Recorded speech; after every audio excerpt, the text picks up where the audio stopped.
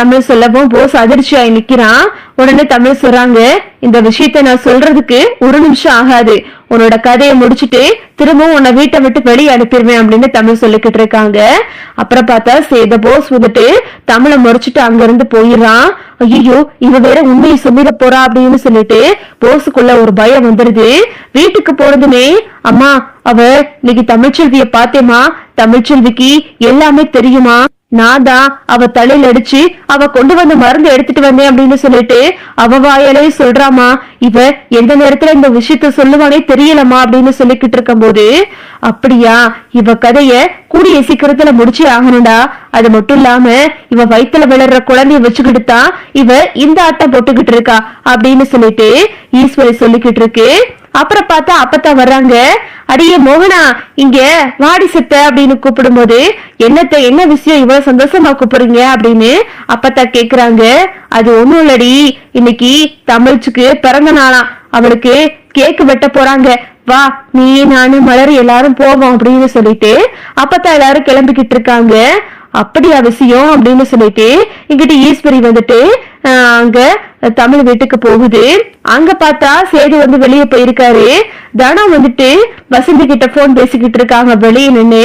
தமிழ் இன்னும் காலேஜ் முடிச்சுட்டு வீட்டுக்கு வரல, வந்துகிட்டு இருக்காங்க.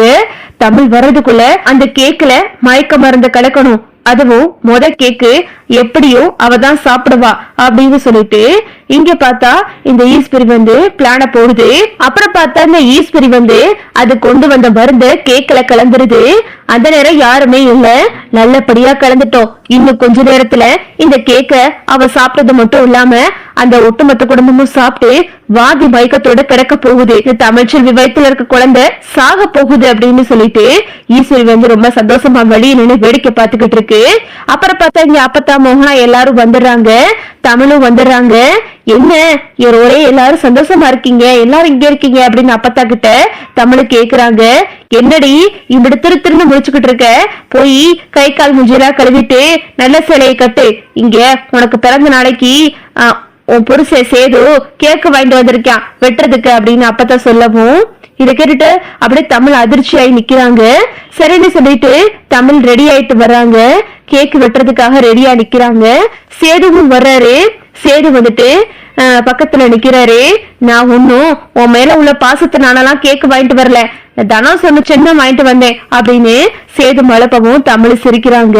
சரி சரிக்கா கேக்க வெட்டுக்கா அப்படின்னு சொல்லிக்கிட்டு இருக்கும் போது, கத்தி எங்க தமிழ் அப்படின்னு இங்க மோகனா கேக்குறாங்க. உள்ள இருக்குத்த அப்படின்னு சொல்லிட்டு சேது போயிட்டு கத்தி எடுக்க போறாரு.